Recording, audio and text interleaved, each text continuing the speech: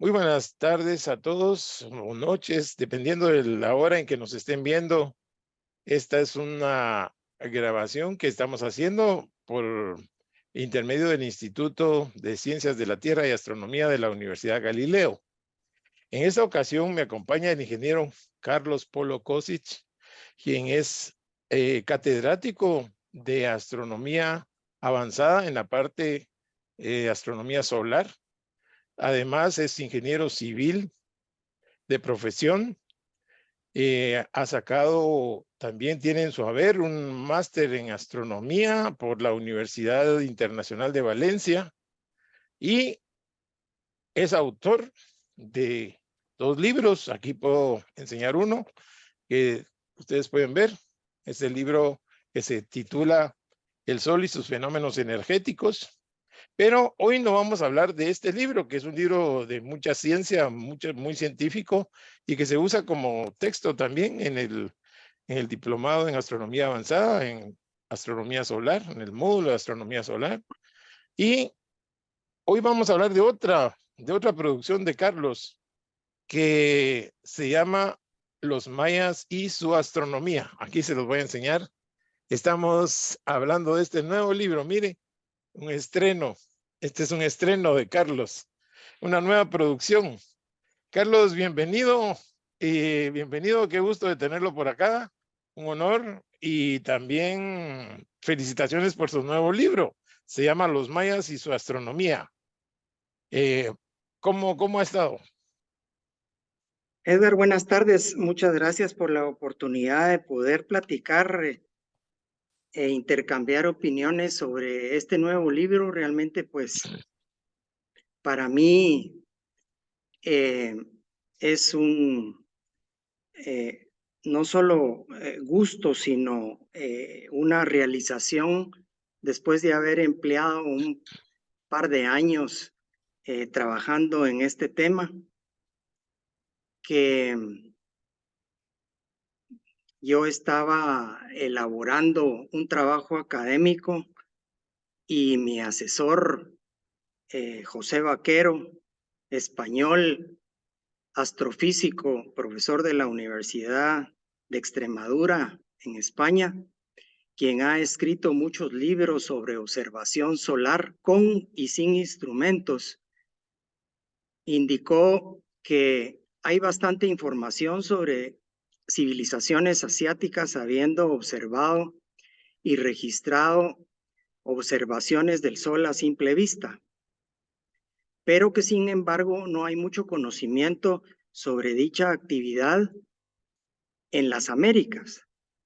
Y entonces sugirió y propuso directamente si yo estaba interesado en hacer investigación al respecto de ese tema con la civilización maya, a lo cual accedí, ya que daba la oportunidad, en mi caso, de conocer más sobre dicha civilización, a la vez de explorar con más profundidad lo que se refiere a la observación del sistema solar por parte de la civilización maya.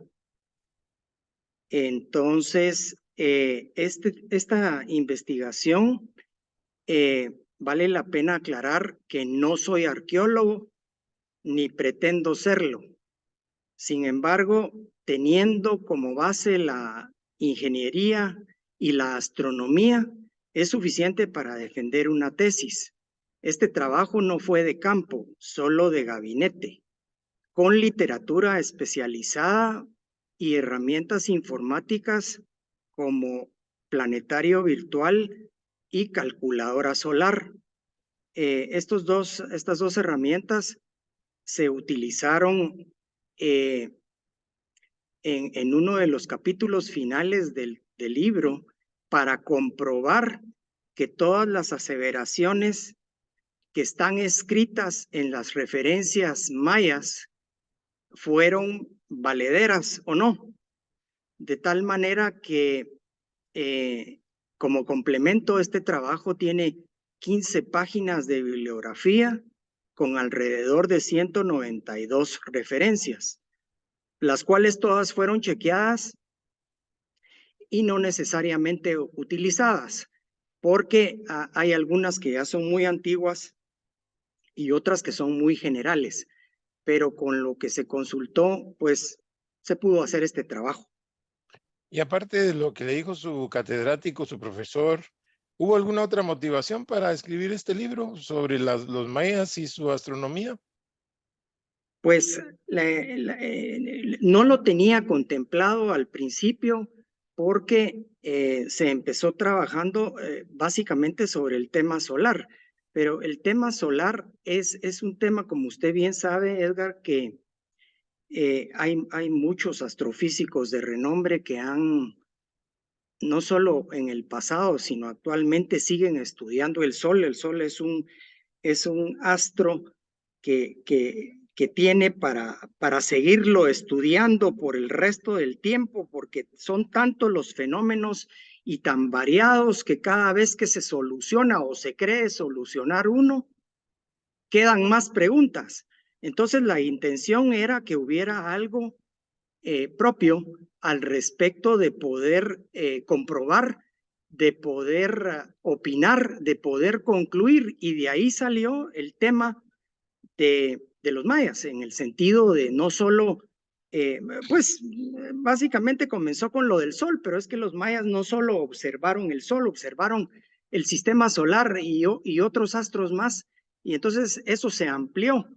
Y digamos, le repito, la motivación que a mí me dio básicamente es que me permite eh, conocer más, no solo sobre la parte astronómica, sino todo lo que hay detrás de lo que usaban ellos en cuanto a sus matemáticas, en cuanto a sus calendarios, en cuanto al tipo de numeración, porque esto fue lo que permitió que a posteriori se pudiera leer en códices, en estelas, en dinteles, en vasijas, lo que ellos habían dejado inscrito ahí en lo que se refiere a temas que tienen que ver con astronomía. Debe ser muy interesante porque, como usted dice, investigar el sol es un tema muy amplio y le crea cada vez más y más preguntas, pero también investigar a los mayas es un tema único, es algo, es algo muy importante sobre la civilización que estuvo en nuestra región, en nuestro país. Y me gustaría preguntarle qué aspecto, cuál considera usted que es el aspecto más importante que de esto de la astronomía maya que da a conocer en su libro. Bueno, tanto en la contraportada como en la introducción, eh, se plantearon algunas preguntas, las cuales a través del desarrollo del libro se trata de responder. Por ejemplo, ¿conocieron los mayas el sol, su influencia en los lugares que habitaron y su interacción con la civilización? Otra es, ¿qué otros astros conocieron e influyeron en su actividad y creencias? Otra, ¿qué implicaciones tuvieron esos conocimientos en su vida? ¿Cómo observaron a los astros del sistema solar? ¿Cómo reflejaron ese conocimiento en sus ciudades? ¿Qué escribieron para la posteridad en sus códices, en estelas y en su arte? ¿Qué ha descubierto el gremio de arqueólogos mayistas utilizando la ciencia de la arqueoastronomía y cómo lo han interpretado? Y finalmente, si se puede corroborar la veracidad de todos estos conocimientos. Entonces, esas preguntas se plantearon desde el principio para dar lugar a, a hacer el recorrido de la descripción del libro tratando de contestarlas. Me imagino, Entonces, sí, adelante, adelante, Carlos. sí, tal vez puedo compartir pantalla, Edgar, Claro que sí, sí porque nos ilustra más. de alguna manera, pues consideramos que es interesante poder mostrar algo de lo que contiene el libro. Por ejemplo, se hace un repaso al respecto de su pregunta, en el sentido de las 3 etapas principales que han establecido los científicos estudiosos del tema. Y según se puede ver en esta gráfica, es un periodo que abarca aproximadamente unos 4.000 años antes de la llegada de los españoles, porque es de aclarar que el desarrollo del libro se refiere a la época prehispánica. No hay nada más después de ellos, porque ya hubo mezcla de religiones, de culturas, de conceptos, etcétera. Entonces, aquí tenemos lo puro maya. Entonces, más o menos, el tema de los 4.000 años está distribuido en el periodo clásico, preclásico, que abarca del menos 2.500 a más o menos el 200, 2.500 antes de Cristo al 200 después de Cristo. Luego tenemos el periodo clásico, que fue un periodo de desarrollo de las artes y prácticamente de mucha ciencia entre el 200 y el 900 después de Cristo. Y luego, pues, el periodo antes de la llegada de los europeos, que se desarrolló desde el 900 hasta el 1500, ya que pues la historia lo que refleja es que esta gente llegó más o menos en 1519 a México, ¿verdad? Entonces, esto es lo que contiene, digamos, la información de los periodos que se desarrollan. Luego aquí tenemos un mapa del lado izquierdo, donde están todas esas pirámides que reflejan ciudades mayas, que digamos hay algunas pirámides más grandes que otras. Las más grandes son más importantes. Usted verá, por ejemplo, que está el Mirador, está Tikal, está Palenque, Piedras Negras. En la parte de, no sé si se ve en la parte de arriba, Sí, la parte de Yucatán, digamos, sí se ve claro. donde está Mayapán y Chichén Itzá, Sí, ahí está. Muy bien. Cobá, Uxmal y otras. En la parte de abajo del mapa tenemos a Caminal, Juyú y a Copán como pirámides grandes en el sentido de su importancia. Y todo esto está enmarcado dentro de lo que podría ser parte de El Salvador, parte de Honduras, Guatemala, Belice, y luego los estados mexicanos de Chiapas, Tabasco, Quintana Roo, Yucatán y Campeche. Entonces, dijéramos que el área donde se desarrolló lo contenido en el libro, o sea, toda esta historia que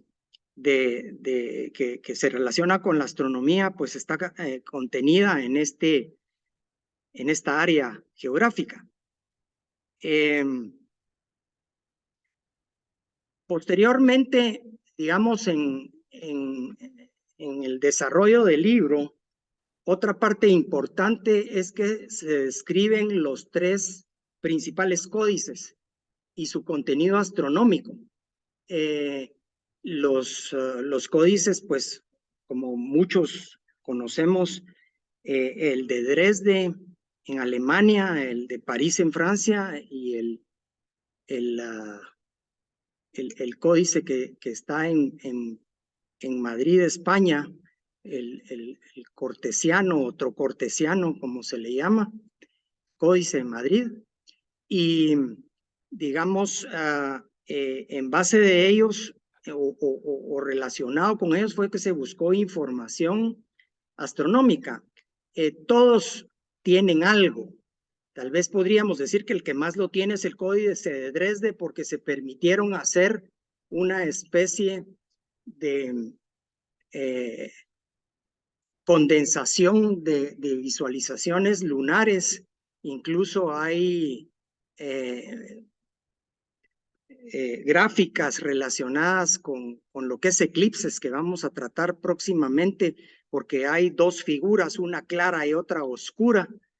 En el Códice de Madrid no hay mucho de astronomía, pero sí de ahí se obtuvo la carátula del libro, si usted lo puede ver. Digamos, esta figura que está aquí fue sacada de la página 34 del Códice de Madrid, que es una representación de lo que pudiera haber sido un astrónomo haciendo una visualización nocturna rodeado de estrellas y tratando de captar con su ojo o digamos jalar o agarrar una de ellas. Hay gente que dice que eso no representa ese significado, pero tampoco ha sido demostrado lo contrario. Entonces, tratamos de utilizarlo porque es muy representativo. Y en el Códice de París, lo que hay, pero fabuloso, es lo que los mayas consideraron como sus constelaciones, que realmente no son las mismas constelaciones que conocemos actualmente, porque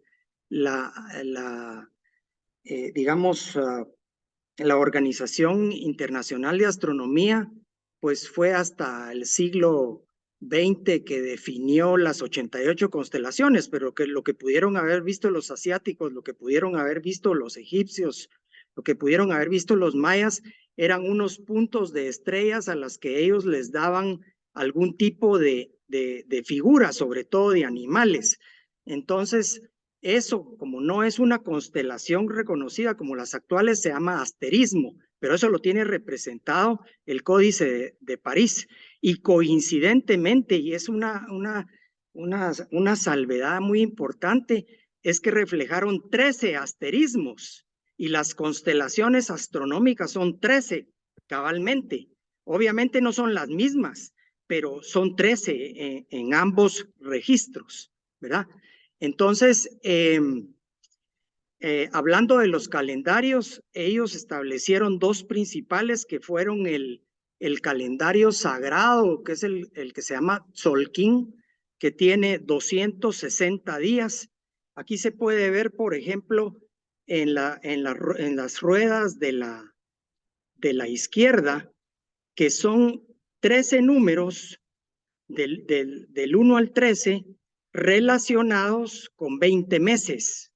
Entonces, usted ve las puntas de estas flechas que interactúan y luego se mezcla en la parte derecha con el calendario, el Aab, que es el calendario solar.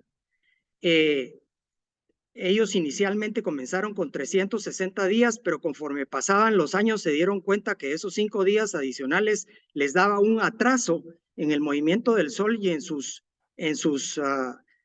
creencias, en sus planificaciones, en sus cosas, y entonces agregaron un mes, porque ese es de 20 por 18, o sea, 20 meses por 18 días, pero como eso les daba 360, agregaron un mes de 5 días, ¿verdad? Al final, entonces eso le daba los 365 que mezclados con la combinación de la AB, daba una rueda calendárica que tardaba 52 años en unir todas estas flechas, tanto de un calendario como con el otro, y luego volvían a comenzar. Entonces, el tema de los calendarios es muy importante porque, sobre todo en la época clásica, utilizaron lo que se llama una cuenta larga, que estaba formado no por 5 dígitos, sino por 5 cifras separadas por un punto, donde ellos daban números relacionados con días, meses, catunes, bactunes, etcétera, y al final siempre ponían la fecha de la Ab y la fecha del Tzolk'in. Entonces, todas las representaciones de cuenta larga que se pueden interpretar en el Códice de Dresde y en Estelas, tiene relacionados también estos dos calendarios. Entonces lo menciono porque ya en el periodo posclásico, cuando ellos se fueron a las tierras bajas del norte, digamos, estamos hablando de Yucatán, ya no lo utilizaron. Francamente, no utilizaron la cuenta larga y sí siguieron identificando el Ahab y el Tzolk'in. Hasta la fecha, por ejemplo, en las aldeas donde hay descendientes de mayas, todavía siguen usando sobre todo este calendario de los 260 días, porque para ellos es un calendario sagrado que está relacionado con su cosmovisión y con su sobrevivencia, pues, porque como vamos a ver más adelante, esto les indicaba fechas importantes dentro de su vida diaria. Entonces, esto está contenido también ahí y luego se pasa a ver los escritos que, digamos, propiamente sobre observaciones del Sol, la Luna, Venus, Marte.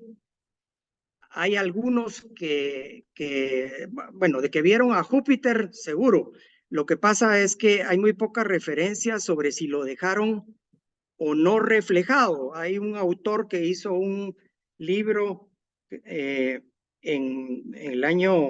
el siglo XX, perdón, a principios, que dice que sí hay reflejo de las observaciones de Júpiter y Saturno en el Códice de Dresde, pero no hay mucha literatura al respecto. Creo que es un tema que todavía debe ser explorado. Y luego, pues obviamente hablan de estrellas, conocían muy bien a Sirio, conocían muy bien, digamos, las estrellas de Orión, conocían, digamos, la Vía Láctea, la podían ver muy bien dependiendo del horizonte que tuvieran en el lugar de observación. Y como repito, pues ellos en las noches armaban sus asterismos o sus constelaciones propias, a las que obviamente pues le dieron una asignación de una figura conocida por ellos. En el libro está esto contenido. Ahora, lo importante aquí es que se introdujo en el desarrollo del libro una novedad, y es que esta es las posibles observaciones de manchas solares por parte de los mayas, ya que no habiendo información al respecto y buscando, digamos, a profundidad, se encontró con que un científico norteamericano, el señor Richard Sito, que se puede considerar bajo mi punto de vista como el pionero en este tema, fue quien proporcionó realmente la información para el desarrollo del tema, porque escribió 6 artículos basados en lugares situados en México, en Belice, en Guatemala, donde él supone que hay estelas, dinteles, que reflejan, o pinturas que reflejan que el dios Sol manchado, y esto es importante hacerlo saber, porque aquí no estamos hablando de la representación del dios Sol, estamos hablando de la representación del dios Sol manchado, porque representaciones de dios Sol uno se puede encontrar en la literatura y en los lugares arqueológicos, representaciones del dios Sol de la mañana o del dios Sol de la noche, porque ellos sabían que al meterse el sol se iba al inframundo, pero también hay representaciones del Sol nocturno. Sin embargo, aquí, al tema de las manchas solares, estamos hablando del Sol, del dios Sol manchado. Por ejemplo, aquí tiene usted una representación. Este es un artículo del doctor Sito, por ejemplo, la estela 31 de Tikal, en uno de sus caras principales. Aquí arriba tiene una representación que en detalle en el cachete de la deidad que está representado tiene estas 3 manchas faciales. Y digamos, el doctor Cito relaciona estas manchas como una visualización en la época de la estela 31 y la relaciona con las investigaciones sobre carbono 14 y en los anillos de los árboles con digamos, exploraciones que han hecho con árboles milenarios en los Estados Unidos, porque en realidad hay pocas variedades que duran tantos años. Hay algunos árboles en los Estados Unidos que tienen 5,000 años de edad.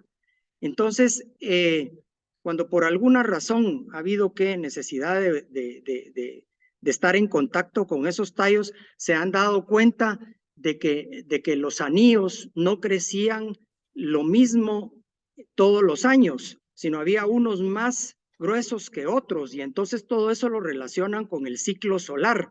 O sea, cuando la influencia del ambiente solar, digamos, influía o no, digamos, en la absorción por parte del oxígeno de los árboles, esto hacía crecer más o menos los anillos. Entonces, eso lo relaciona a él, pero la principal relación que hace es ver en qué época se hizo la estela 31 de Tikal, por ejemplo. Y entonces retroceder a los registros, sobre todo chinos, coreanos, tailandeses, que ellos sí registraron observaciones solares a simple vista y hay catálogos.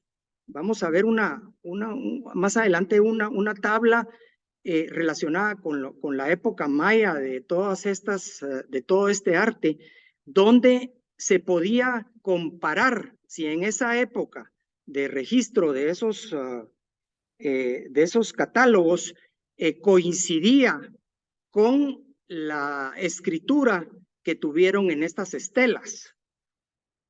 Entonces, digamos, este es un ejemplo. El otro, por ejemplo, es la tumba 1 en Río Azul, que está en el noreste del Petén. Aquí puede usted ver una representación del dios Sol. Aquí está el Sun God y está el Sunspot Triplet, ¿verdad? Como que fueran manchas solares siempre en su cachete.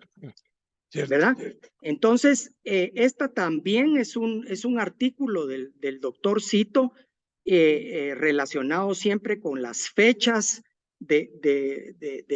digamos, de las inscripciones que había en esa tumba 1 de Río Azul. Obviamente, las inscripciones en una tumba pues se refieren a quien está en esa tumba, ¿verdad? En este caso es Jacques Naum Ayim, que estaba pues se murió después de haber sido el rey o el jefe de esa parte, de ese asentamiento maya, y hicieron esas observaciones. Entonces siempre se compara, por ejemplo, qué dicen los catálogos asiáticos, si en esa época también se refleja la actividad del sol en la absorción del carbono 14 y en los anillos de los árboles.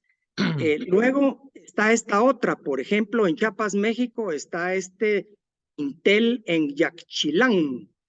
Este dintel, pues en piedra es esta representación de lo que podría ser parte del dintel.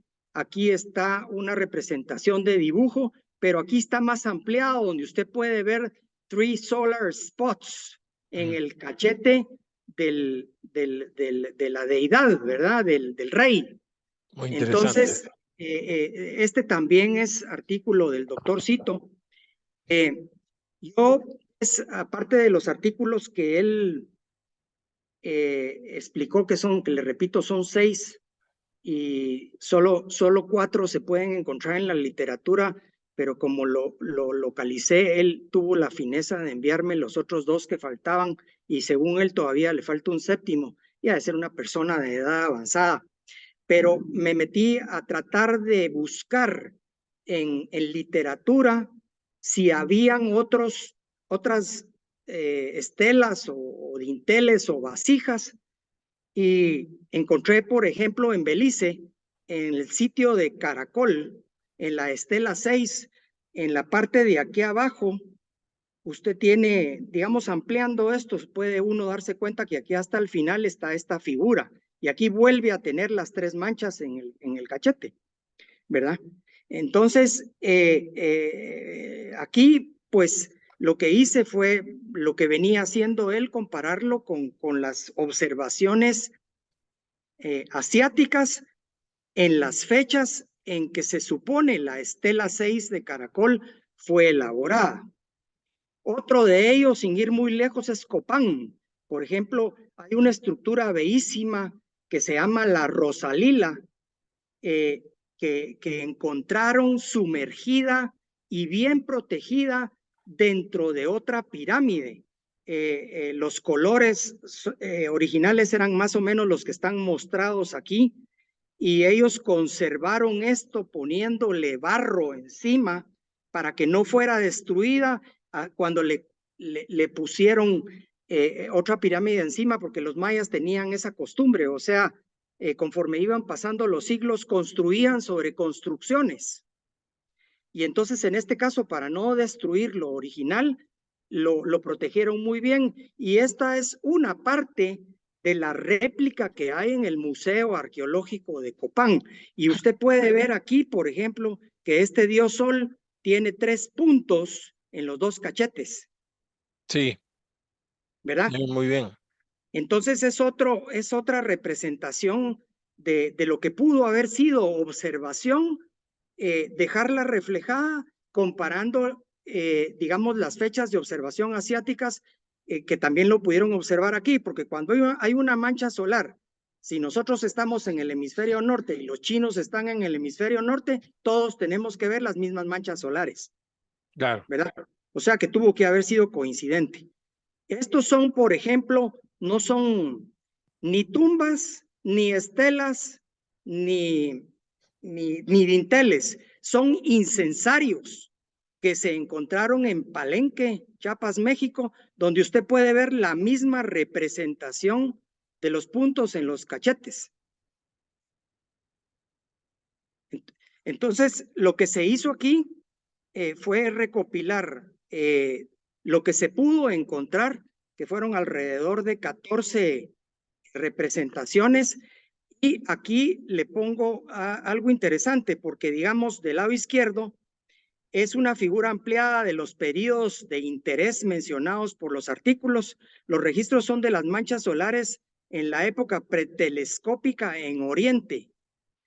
Cada barra representa un avistamiento. Usted puede ver que esto comienza más o menos alrededor del año 200 y pico después de Cristo. Y llevan las representaciones hasta el 1500 después de Cristo.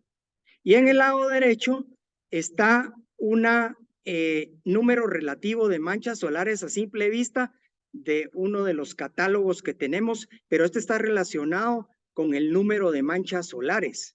Entonces, si se da cuenta, aquí tenemos, por ejemplo, antes del año 200, o antes,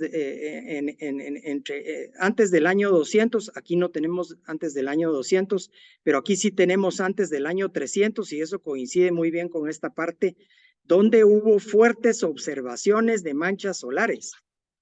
Y entonces, al haber bastante representación de manchas solares, porque está creciendo el ciclo solar hacia su máximo, es donde se presentan durante dicho ciclo solar las manchas más grandes. Entonces se pueden visualizar con cuidado, porque realmente, digamos, hay que hacer notar que para ver una mancha solar o varias manchas solares en la superficie del Sol, primero es un peligro muy alto de que la persona que lo hace se dañe la vista. Sí. Luego, estas manchas tendrían que verse en la salida o el orto del Sol o en el ocaso. O sea, o en el ocultamiento, que es cuando el Sol muestra un coloramiento naranja, porque su luz está atravesando una gran capa de la atmósfera. ¿verdad? Sí. Entonces, digamos, en ese momento y ayudado a veces, digamos, que hay humo de incendios, ceniza de erupciones volcánicas, neblina, o también poder observar el reflejo del sol en agua entintada, todo este tipo de procedimientos lo pudieron haber utilizado para observar las manchas sin dañarse los ojos. Porque cualquiera que lo quiera ver, cuando el sol ya se ha elevado cierta, o cuando ya vemos la luz, lo vemos de color amarillo o blanco, su luz blanca, ya es muy peligroso. Entonces, en el tema este de reflejar las manchas solares hay que tener cuidado porque mucha gente lo confunde con los tránsitos de Venus. El tránsito de Venus puede ser algo que se puede ver a simple vista también, dependiendo de la hora y dependiendo de si hay alguna situación atmosférica que lo ayude a hacer. La diferencia es que un tránsito de Venus tarda 6 horas. Y si no lo ve en ese periodo, ya no lo vio. Por otro lado, el tránsito de Venus, y usted es testigo de eso porque lo ha visto, tiene un periodo creo, si no me equivoco, Edgar, de 105 años y después de 8 años y después vuelve a aparecer hasta otros 105 años. Entonces, es muy eventual. En cambio, el ciclo solar se repite cada 11 y ese periodo de crecimiento donde se pueden ver las manchas, pues digamos, está concentrado en los primeros 5 años, después hay 6 años que no, después otros 5 que sí, es más frecuente. Entonces, el tránsito de Venus puede ser una complicación para no confundirlo. Entonces, si bien es cierto, el tamaño angular de Venus es el mismo, podría decirse, de la Tierra, no por ello es necesariamente esto, porque digamos una mancha solar se puede ver entre 13 y 14 días sobre la superficie, si es que dura todo ese tiempo, y a veces duran tanto que al regresar, después de dar una circunvalación de 27 días, más o menos es el tiempo que está relacionado con el ecuador del Sol, puede volver a regresar esa mancha. Entonces, en los registros asiáticos hay manchas que pudieron ver inclusive en 2 meses seguidos, ¿verdad? Y lo reflejaron así. De tal manera, pues, que aquí, no sé si se nota bien, pero del lado derecho hay unos objetos mayas con el dios Sol manchado, en 14 en total. Aquí hay, algunos están situados en Tikal, otros en Chiapas, Copán, Petén, Belice, Quintana Roo. Hay una vasija. Esas tablas están en el libro. Sí, Sí, están ¿verdad? en el libro. Están en el libro. Ok, aquí las estoy viendo, sí. Hay unas vasijas que están en el Museo de Historia Natural de los Estados Unidos, que también tiene una representación de un dios sol manchado. Hay también representaciones en Mayapán, en Yaxchilán, en Río Azul. Entonces, aquí se pone la fecha probable del objeto. Por ejemplo, la estela 31 que vimos está entre el 379 y el 404 después de Cristo. Y en la visualización asiática hay representaciones entre el 370 y el 400 después de Cristo. Entonces, sí hubo una posibilidad de que ese rango de fechas diera la oportunidad a los mayas de ver las manchas solares y representarlas. Por ejemplo, usted puede ver en la tabla de la derecha, estas son las visualizaciones del Asia. Aquí ve que en el país la China es en su mayoría, hay de Japón, hay de Corea, hay de Rusia, pero en su mayoría son de China. Y entonces, por ejemplo, el 15 de febrero y el 15 de marzo del 188 vieron una especie de vapor en la superficie del Sol. Interesante todo esto. Aquí tiene otra que, por ejemplo, el 8 de noviembre y lo volvieron a hacer el 12 de diciembre, vieron otro vapor, ¿verdad? Aquí, por ejemplo, el 6 de abril del 374 vieron 2 manchas. El 30 de enero del 500 vieron 3 manchas. Entonces, estos catálogos, que uno es de Whitman y el otro es de Shu, y ya me recordaré del nombre del otro autor. Ellos hicieron esos estudios y recopilaron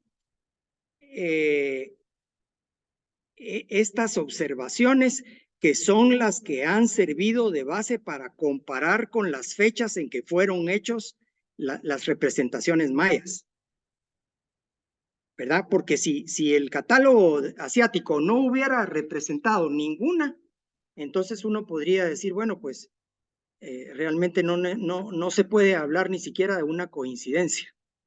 Qué buena idea cotejar los 2 catálogos, el asiático con el maya. Definitivamente, y le digo, pues es que desafortunadamente pues no se tiene más información de los mayas al respecto de sus escritos, porque usted sabe que realmente pues las guerras que mantenían constantes entre vecinos implicaba que cuando alguien tomaba una ciudad ajena, pues parte de su actividad era destruir sus cosas propias, ¿verdad? Y por otro lado, pues de lo que quedó, a través de lo que pudo ser transmitido y guardado durante esos 4000 años, pues los españoles quemaron la mayoría cuando vinieron, para que eso no generara problemas de tipo religioso, y los códices de que hablamos fueron de los pocos que se salvaron. Entonces, desafortunadamente, como le digo, no tenemos información al respecto de los mayas, cuándo vieron esto, cómo se transmitió la información, dónde lo vieron, porque hay muchos lugares donde hicieron representaciones artísticas. Lamentablemente, todo lo que nos queda es analizar las fechas de eso y compararla con estos registros asiáticos. Por el otro Oh, lado, respecto al tema de la observación, ¿dónde lo hicieron? Pues hay una estructura bastante interesante en Chichén Itzá que le llamaban el caracol, donde hay la parte de arriba, es un pleno observatorio. Está destruido en una parte, sin embargo, de lo que queda, las ventanas que quedaron, ha sido identificado, por ejemplo, que está dirigido a ver el sol en los equinoccios, está dirigido a ver el norte máximo de Venus, el sur máximo de Venus y el sur magnético.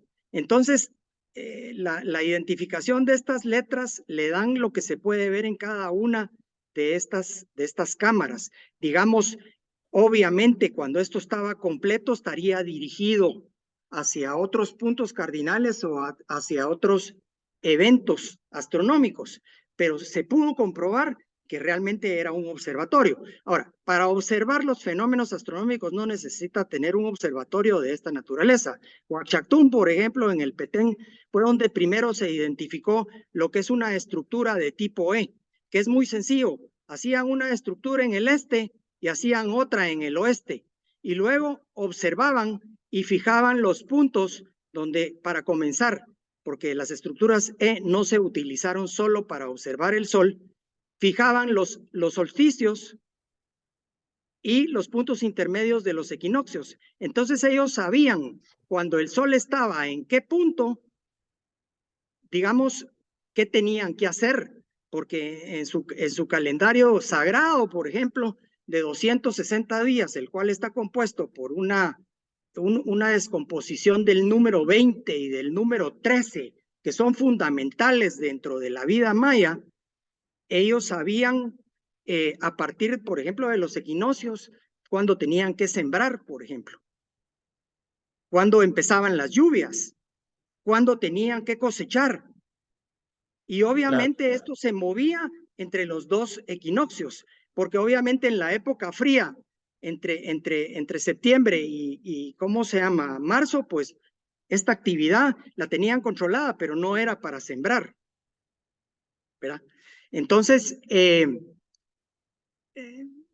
realmente, pues, como le repito, la observación podía ser tan sencilla como ponerse en algo enfrente de otra estructura y observar el sol. Claro que todo esto dependía del horizonte que tuvieran, porque no en todas partes tenían un horizonte, digamos, a nivel del mar, Sí. sino tenían horizontes de árboles, tenían horizontes de montañas, tenían otros horizontes. Entonces ellos tenían que ir. Aquí atrás hay una representación, por ejemplo, de que el sol salía muy probablemente entre montañas en la época de los solsticios y en la época de los equinoccios también, ¿verdad?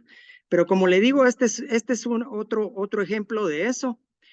Aquí tenemos una belleza de observación porque, digamos, es la salida del sol en el templo 3 de Tikal, observado desde la puerta del templo 4 para lo que es el solsticio de invierno, o sea, el 21 de diciembre. Qué lindo eso. En Tikal, la gente cree que, por ejemplo, al ver en la plaza central el templo 1 y el templo 2 están cabal coincidiendo, no coinciden, esos dos no coinciden. Digamos, si uno se para en la puerta y proyecta una línea, siempre pasa al sur de la otra pirámide, pero sí se podía observar en determinadas fechas del templo 4 hacia el 3, del 3 al 4, del 3 al 1, del 1 al 3. Eso también está en el libro. Entonces, le digo, es fantástico cómo manejaban su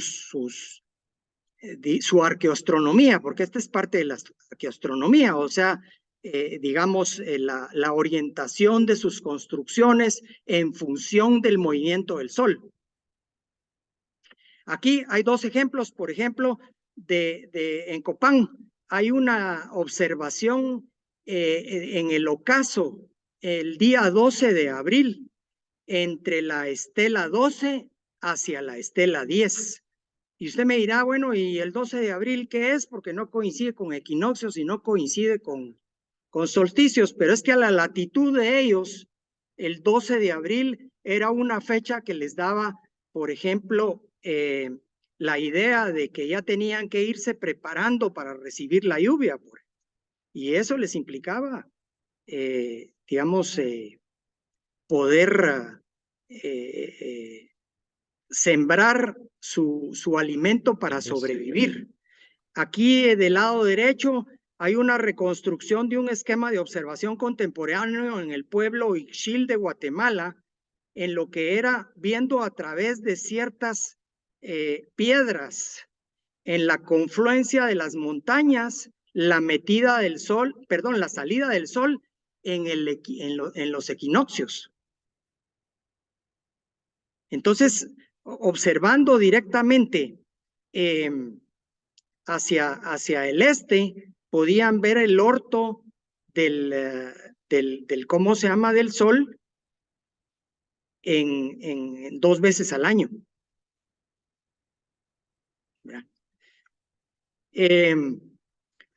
Hablando de arqueoastronomía, hay una fuente de Iván Sprague, un investigador bastante famoso de los trabajos que ha hecho en México, sobre todo que investigaron como 250 sitios mayas y luego reflejaron en un calendario de fechas, digamos, cuáles eran las orientaciones de las estructuras en el este y cuáles eran las del oeste. Porque en esto de la arqueoastronomía, las fechas mayas que están de este a oeste definitivamente son las que reflejan los movimientos del sol. Hay muy pocas que están orientadas de norte a sur o de sur a norte, como se quiera ver, pero digamos, en su mayoría los contenidos son de este a oeste, y entonces estas fechas que no necesariamente coinciden con equinoccios y con solsticios eran las orientaciones que las estructuras de los mayas en determinados sitios tenían. Aquí él analizó el occidente y el norte de México, la costa del Golfo, Oaxaca, el centro de México y la porción maya, digamos que está con verde. Entonces, todo lo que está verde, ve usted que puede coincidir con otras regiones de México y digamos, representaban fechas que les llaman fechas de familias, donde salía el sol y se ponía el sol, y ellos utilizaban estas fechas para orientar sus estructuras, no solo una, sino por lo menos dos, para que se fijaran las líneas, y casi todas estas fechas están en una similitud o en una orientación de grados al sur del este. O sea, para que usted lo relacione pues con el tema del movimiento del sol en la época que a ellos les interesaba. Por ejemplo, mire esta maravilla, es un mapa del mirador. El mirador obviamente es anterior a Tikal, el mirador es del preclásico. Y sin embargo, aquí tiene usted, por ejemplo, que en el libro se ve mejor, porque es que también si se amplía se va el color. Las naranja, por ejemplo, representaban unas orientaciones 8 grados, del grupo de 8 grados. Eso quiere decir 8 grados al sur del este. Okay. ¿Sí? Aquí están los puntos cardinales. Sí. Entonces, si usted tiene el sur aquí, era 8 grados al sur del este. Sí. Donde salía el sol y obviamente se metía digamos, al norte del oeste, pero digamos, tiene también el grupo de los 11 grados, que serían 101 grados, o sea, 90 que tiene el este más 11 son 101. Y está el grupo de los 14 grados. Entonces, el mirador está perfectamente identificado cuáles construcciones pertenecían a qué grupo.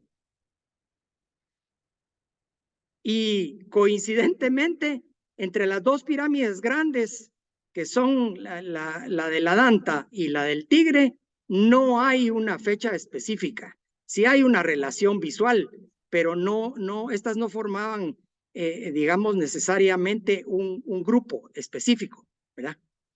Eso también está ahí.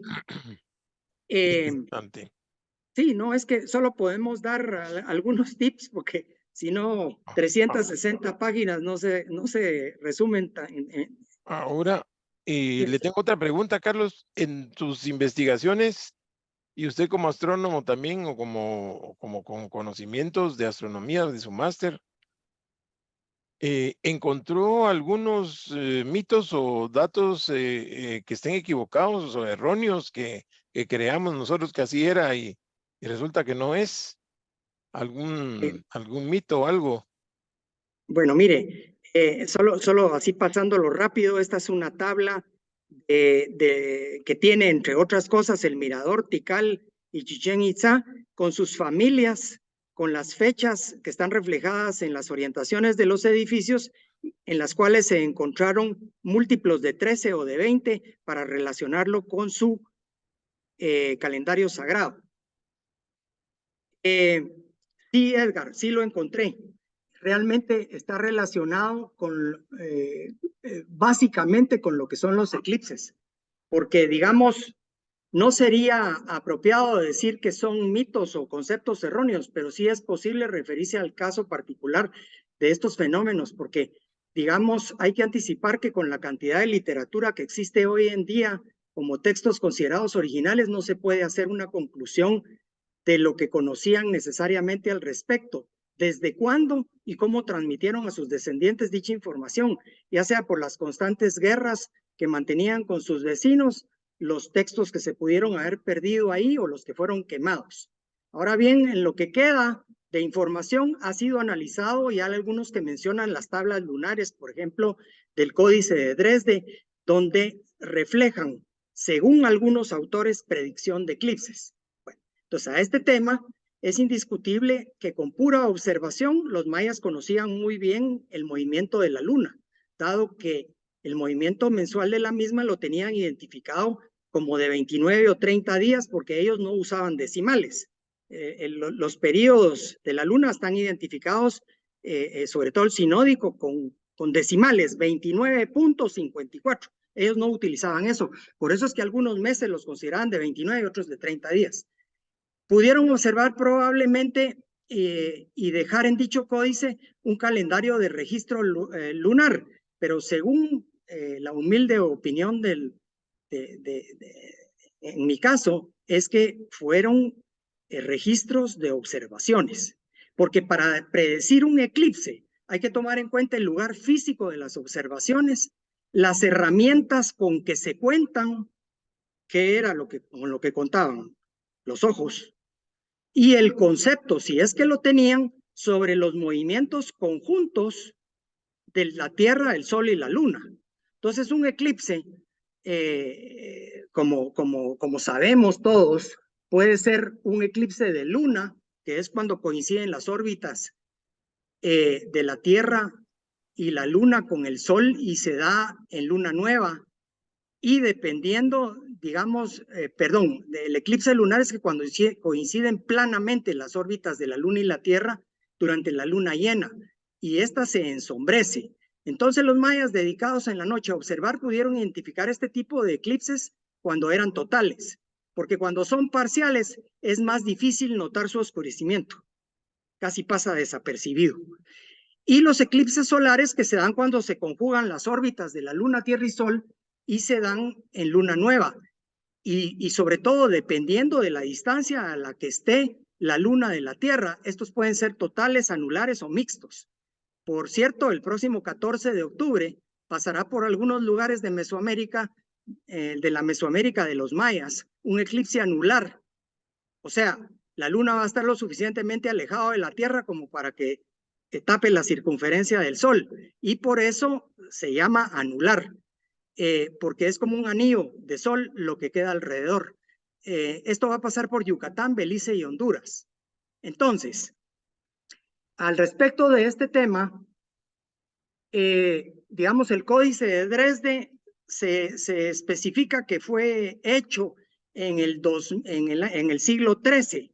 El siglo XIII ya estaban en las tierras bajas del norte, pero yo no creo que ellos hayan reflejado prácticamente solo lo que observaron en ese momento. Estas observaciones las traían desde hace mucho tiempo. Como no hay más información, difícil. Entonces, esta época ya era posclásico y, digamos, el hecho de haber dejado reflejadas observaciones lunares en el Códice de Dresde, no están diciendo dónde las observaron ni cuándo las observaron. Entonces, el principal factor que influye en los eclipses es el ciclo Saros. Ciclo Saros es el tiempo en que la Tierra y la Luna regresan a su misma posición respecto al Sol. Entonces, un ciclo Saros se repite cada 18 años, 11 días y 8 horas. Y digamos, la situación que se presenta ahí es que a los 18 años, 11 días, 8 horas, ese ciclo se representa 120 grados corridos hacia el oeste por las 8 horas, ¿verdad? Porque no es cabal en la misma región donde se da. Y regresa después de 3 ciclos Saros a la misma área geográfica, pero no necesariamente a la misma latitud. Y esto se puede ver en esta figura. Por decir algo, el ciclo Saros 136 lo vimos en Guatemala en el año 91. Si no me equivoco, ese fue en julio, ¿verdad, Edgar? ¿O fue en agosto? 11 de julio, sí. 11 de julio. Bueno, a los 18 años, en el 2009, este ciclo 136 se reflejó en el Asia. En el 2027 se va a reflejar en parte de Europa, porque pasa por la parte de abajo de España y se mete en África, pero en el 2045 regresa a la América, sin embargo, al norte de donde fue observado en el año 91. ¿Y qué pasa con esto de los ciclos Saros? Pues lo que sucede es que, digamos, en la actualidad hay registrados 190 ciclos saros y la luna, digamos, en el sitio de la NASA, específicamente, por si alguien está interesado en verlos, algunos de esos ciclos saros ya no están vigentes porque su ciclo dura entre 12 y 15 siglos y unos de ellos no han comenzado. Entonces,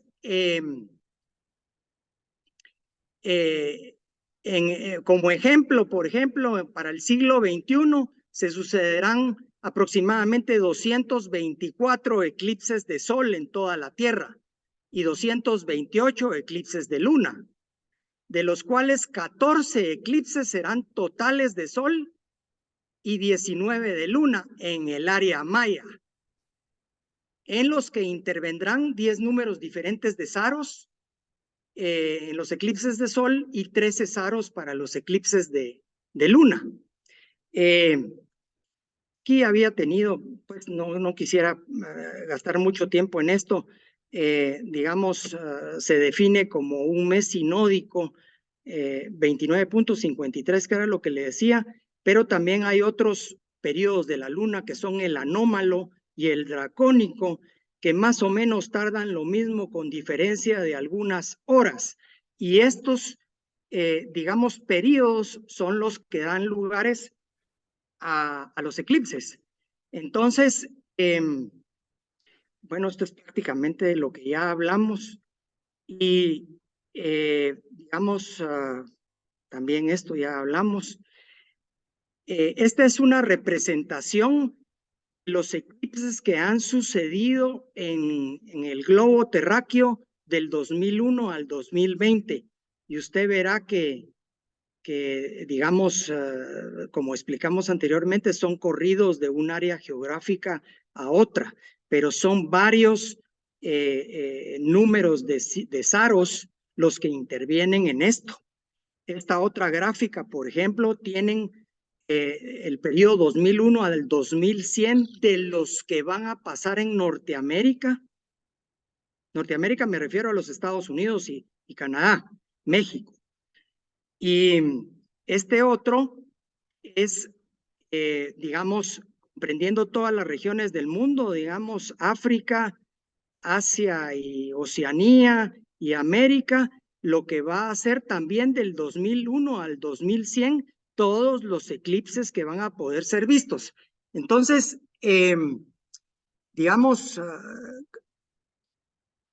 con lo visto hay desafíos para predecir eclipses con los ciclos saros.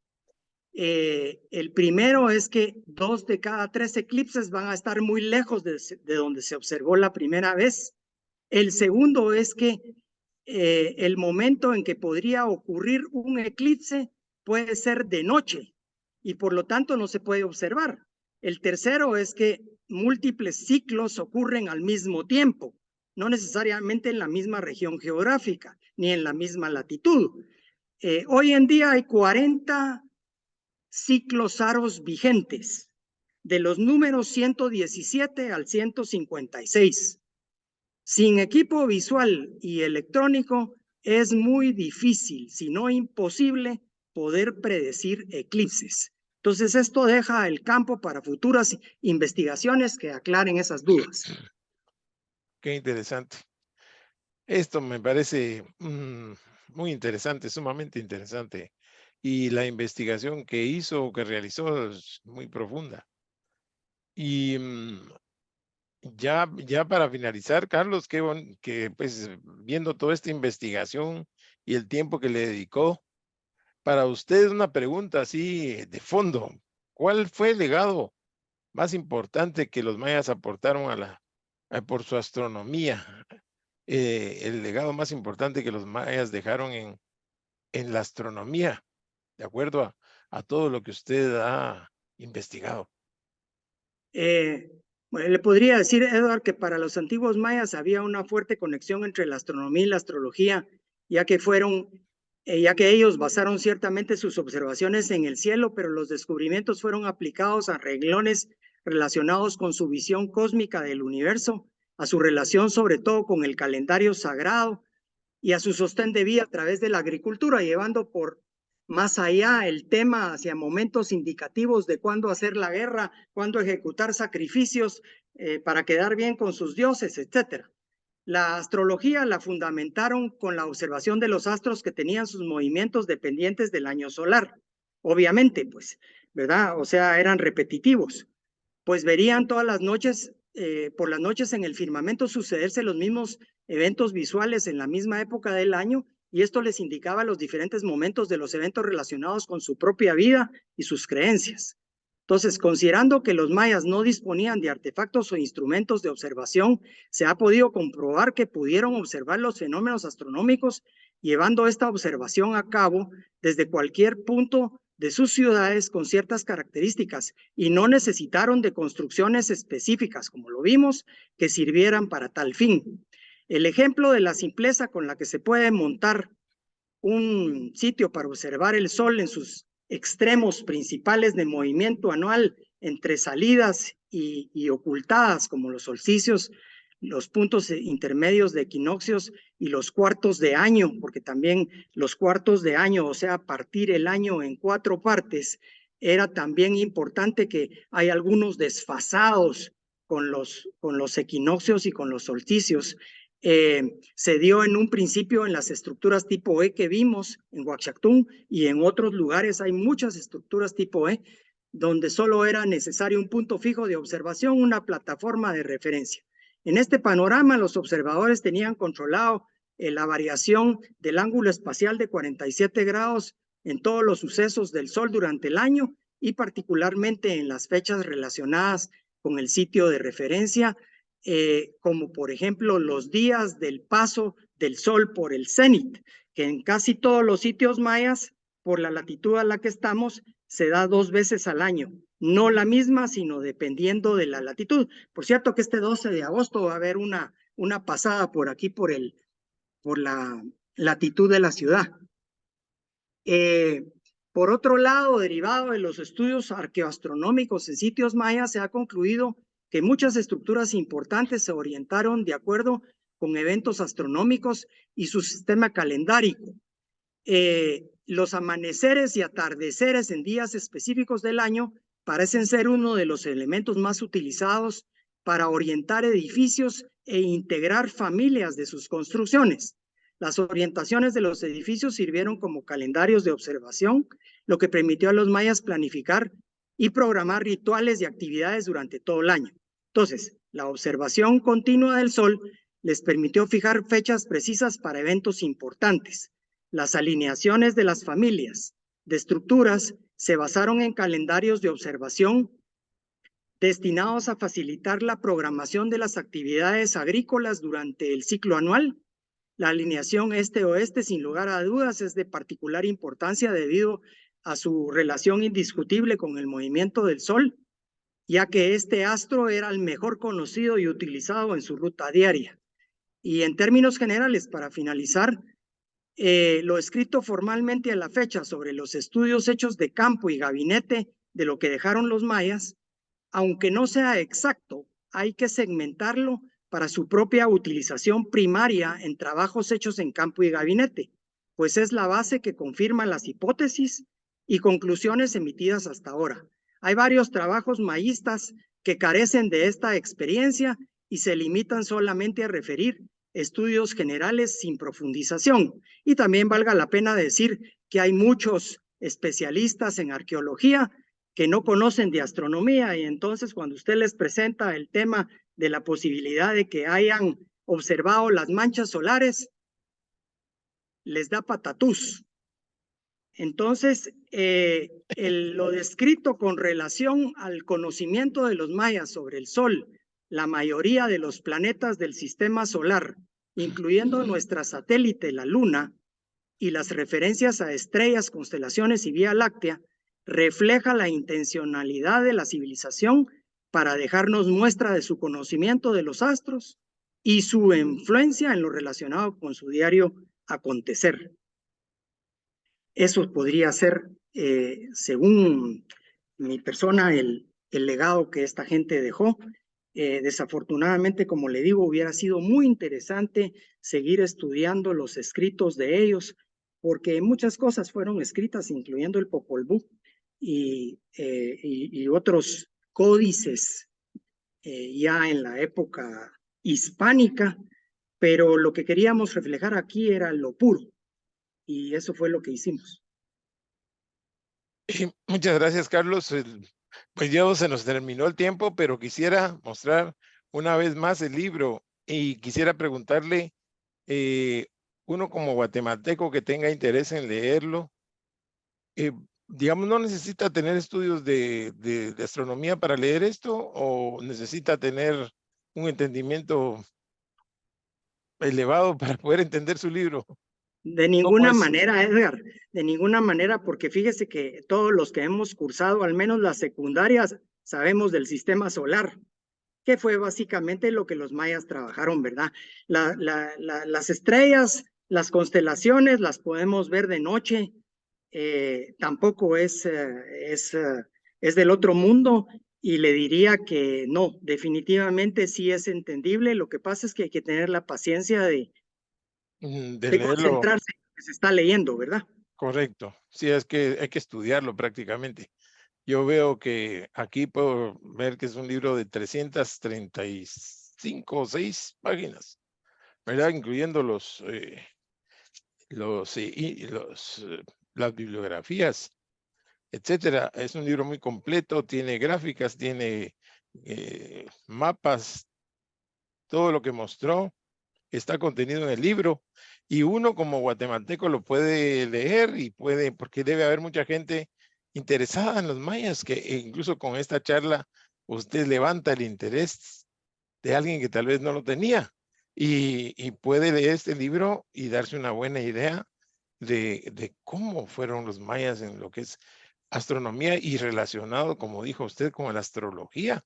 Ellos eran astrólogos y astrónomos, no solo astrónomos, probablemente, ya como usted lo dice, sino que tenían un motivo. Además, usaban el sol como reloj, como indicador para sus cosas bien prácticas. O sea que tenían una aplicación bien práctica de la astronomía. Todo eso nos deja llenos de asombro de haber visto, de estar en un país donde vivieron ellos y que hicieron tanto, dejaron tanto legado. Qué lástima que se perdió mucho, pero lo podemos recuperar con trabajos así como el suyo.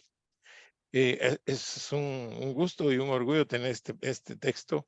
E invito a todos los que nos escuchan, a todos, incluso que estén en otros países, para que si se interesan por esto, que lean este libro. ¿Cómo podemos adquirir este libro, Carlos? Tal vez nos puede informar para que quede aquí en la grabación. Bueno, está en las principales librerías de la ciudad y en Antigua, Edgar. Básicamente, yo todavía no he hecho la gestión para que esto sea una publicación digital, pero lo haremos a continuación, porque viera que realmente nos llevó pues un buen tiempo y sobre todo la coordinación de la impresión, derivado de que no quise hacer un libro con figuras todas en blanco y negro, porque no se pueden apreciar muchas de las cosas que hablamos. Donde no se ¿Cierto? pudo poner a color fue porque no había, pero todo Está esto muy se bonito. trató de que sea algo instructivo. Y como usted mencionó, pues gente que tenga inquietud, la misma tuve yo al principio de empezar a trabajar, y sinceramente es una satisfacción, como usted dijo, saber lo que se desarrolló en el propio país donde uno vive, porque si no es por este tipo de actividades aisladas y de compenetración y estudio, pues simple y sencillamente el tiempo se pasa y uno no aterriza en cuestiones importantes, ¿verdad? Que son legados que nos dejaron. Se da uno cuenta de la capacidad que tenían de interpretación y de reflejo, y lastimosamente pues todas las civilizaciones han sufrido decadencias por guerras o por lo que sea. Esta fue una de ellas, no se escapó de eso, pero como usted bien dijo, ¿verdad? Lo podemos recuperar. Y estoy seguro Carlos, que hay gente en otros países que les va a interesar este libro. Estoy segurísimo, incluso en Europa, gente que les va a interesar este libro porque hablar de los mayas es algo que trasciende las fronteras. Y seguramente esto se va a traducir tal vez a otros idiomas. Así que le deseo éxitos en todo esto y felicitaciones por haber hecho esta magnífica obra. Muchas Así gracias, que, Edgar. A usted sobre todo por dejarme la oportunidad de poder hablar sobre ello.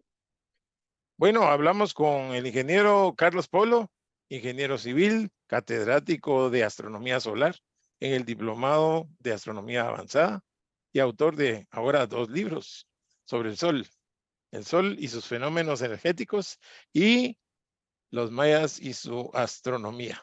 Orgullosamente guatemalteco. ¿Verdad, Carlos? Muchas Así es, gracias. Edgar, así es. Gracias. Gracias Sí. por habernos concedido este tiempo y pues un saludo a todas las personas que nos siguen en estos videos culturales que publicamos y científicos. Estoy seguro que les va a gustar. Muchas gracias y que estén muy bien. Muchas gracias, Edgar. Buenas noches. Buenas noches.